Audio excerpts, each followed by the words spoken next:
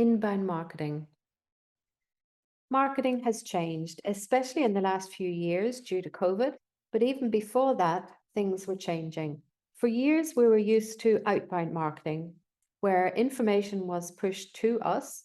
And while outbound marketing still has its place, we want to explain how inbound marketing works and the benefits. Inbound marketing is a methodology that helps us to convert visitors to buyers and buyers to ambassadors. And with the help of technical platforms, we present quality content tailored to the needs of our target audiences. So to the right people at the right time. And of course, we don't want intrusive sales activities. We want content that is beneficial for us. We want content that helps us to live better and work better. When we search for information, what do we normally do? Well, we Google, of course, and that's why it's so important that we are findable by search engines so that the search engine optimization, or our SEO, is well done. And this is usually a joke that the best place to hide a body is on page 2 of Google. Why? Because nobody is looking for anything past page 1 of Google. And although that's not necessarily true, it is true that most people will not go to the second page of Google. And that's why we need to make sure that we are on the first page. And of course, you probably know about Generation X and Generation Y, the millennials, but we also need to talk about and understand that we are all Generation C, generation connected. It's not an age group, it's more of a digital lifestyle. And you probably have your smartphone beside you right now. That means that we're always connected. And it also means that as a business owner, we need to make sure that we know how to communicate with people who are always connected. Some things have changed in recent years. 65% of 25 to 49-year-olds speak to their voice-enabled devices at least once per day. That means that we need to also adjust how we create content for voice-enabled search. So, for example, we create questions and answers. Here we see a lovely Italian grandma that has just received her first Google Home, and she's very surprised by all that it can do. And you can view this on YouTube if you wish. It's quite funny. But this is something that is here to stay, and you don't have to necessarily have Alexa or Google Home or any other of those devices. You can also use your smartphone, of course. And then there's video. And in recent years, we've all got very used to using video, but we want to tell you about two different types of video. One of them is live streaming, which of course has benefits, especially in engagement, because we can communicate with our target audience quickly and in real time. But there are also benefits of recorded video, because recorded video means that the target audience can watch it whenever they want to, whenever they have time, and whenever it's best for them. Chatbots are a new way of communication that is really beneficial for marketing, for sales, and for customer support. And that's why we have a separate module on chatbots. So have a look at that. But just to mention here, as one of the new ways of communication, there are programs that automate certain tasks while chatting with the user. Of course, it looks like a chat with a real person, but we need to be very clear when we're using chatbots and when we're offering live chat support. And then there's artificial intelligence, AI. We shouldn't really be afraid of it. We should understand how it can help us be more effective, especially repetitive and routine tasks, which will be gradually replaced by AI. Kai-Fu Lee, the author and the TED Talk speaker, How AI Can Save Our Humanity, you can have a look at his TED Talk, says that those jobs, the repetitive jobs, will be gradually replaced in the next 5 to 15 years by AI. And of course, remote selling, which is also enabled by video. In the last few years, there are changes in how we do business and also how we work. Many companies are and will stay on the hybrid mode of working. But video enables remote selling, which is something that gives us additional information like statistics and analytics. And using video and different kinds of marketing automation will enable us to be more effective in marketing and in sales. So let's talk about inbound marketing. So there is a joke that at the beginning, who led the digital transformation of your company? Was it the CEO, the CTO, or COVID-19? It's probably not even a joke in some companies because for many, COVID-19 really expedited the digitalization of the business. And of course, this is something that influences the way we work and the way we do business also in the future. To explain a little bit the difference between inbound marketing and outbound marketing, let's start with outbound marketing. So this is the traditional method that distribute and push a message.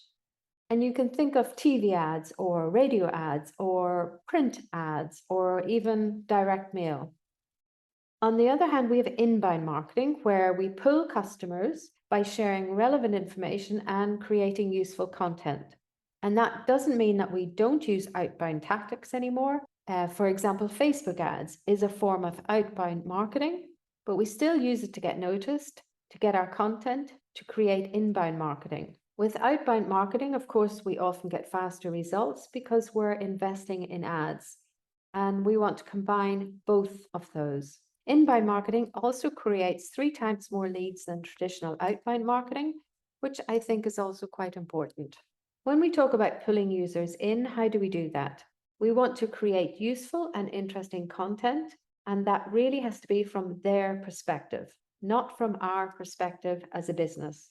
We really need to do a lot of research to understand our potential buyers, and we want to help them solve problems. And also, we want to share relevant information. So the content is not necessarily produced by us, it can also be shared.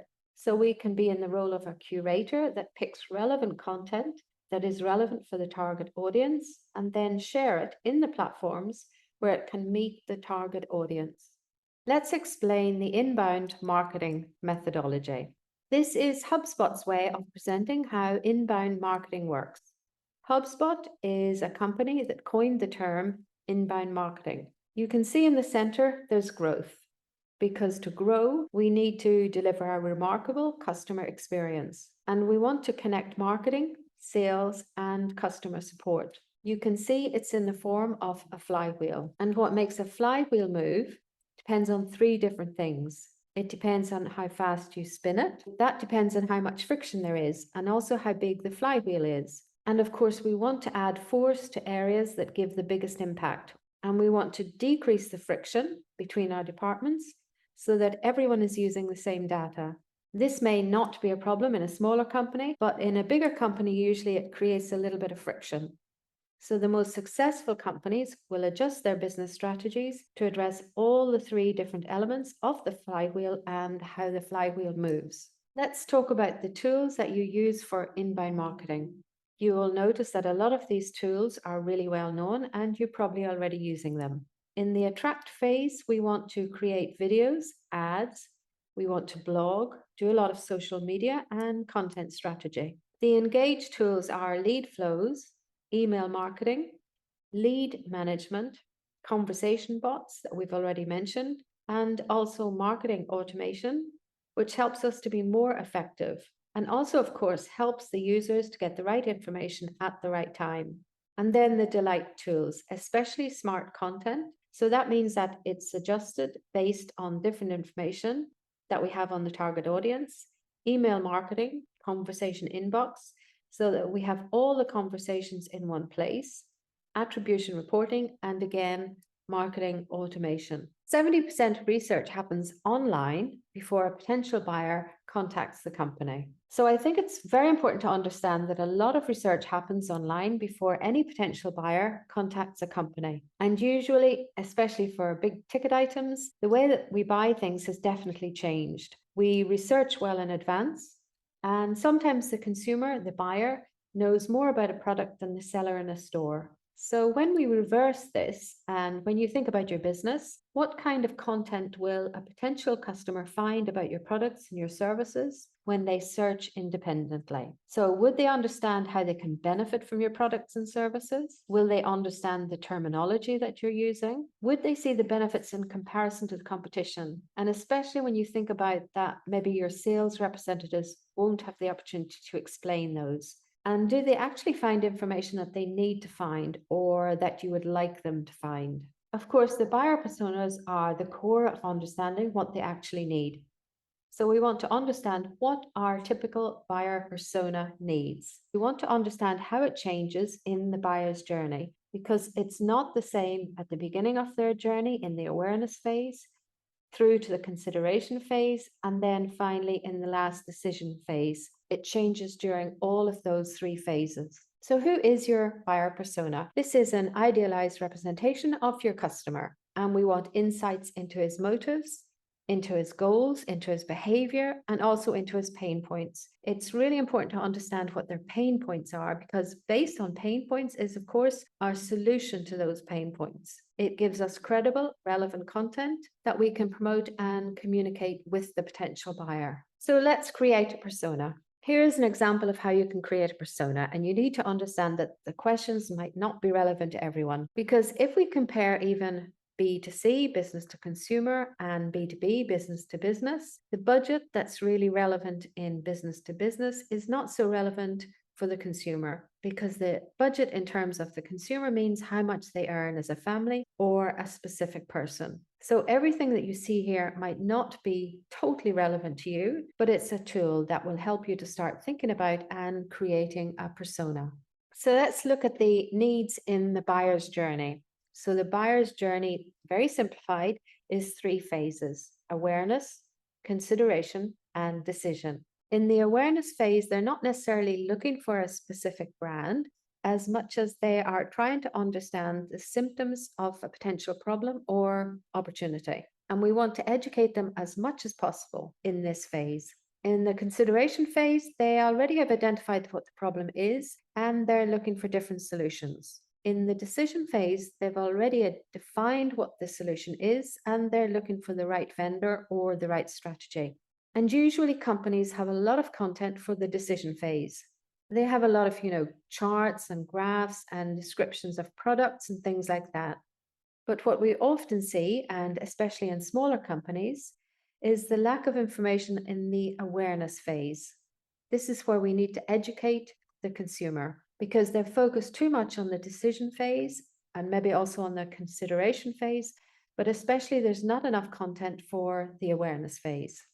The information that we need to give them is to educate them and to build long-term trust. And here are some examples of content. This one, for example, is of a guide of a pillar page. This is a really in-depth page on the website that covers one specific topic. Then we have webinars, which are quite common, and you need to understand that webinars can be really good long-term content if the topic of the webinar is something that doesn't change too much. So it might be relevant for several years. And usually we try not to only record the webinar, but also to write a recap so that we have both forms in video and also the text in the form of an article that covers what is said in the specific webinar. Then we have ebooks. Ebooks are really popular in inbound marketing because the inbound marketing works with the email that the consumer or potential customer gives you. So you need to provide value, something in exchange for that email, either a sign up for a webinar, or it can maybe be a forum where you sign up for an ebook or anything similar. It can also be templates, like you see here, something that you can download that they can use that's beneficial for them as a potential consumer. That's why it's so important to understand who the consumers are, who the personas are, what they actually want and need to be able to create relevant content for them. And then there are blogs. But some companies make the mistake of using their blogs for promotional activities. And we want to use blogs, especially for education, for awareness, and for informing our target audiences or personas how they can benefit not only from our products, but also from the information that we provide to them, because we want to be thought of as a leader in a specific industry that we are serving. Inbound marketing, of course, forms connections in the long term. So we want to find where our connections are, where our personas are, what they're looking for, and we want to help them solve the problems that they have. As marketers, we have to be really familiar with all the different tools that can help us achieve our goals in marketing. This may be a little bit daunting. This is MarTech Supergraphics, marketing technology. As you can see, if we just focus on Europe, we have so many different tools and logos and companies. What we really need to do is actively monitor the relevant marketing technology tools, to test them out, to see whether they would be beneficial for our company and our business. Thank you, and have a look at some of our other modules.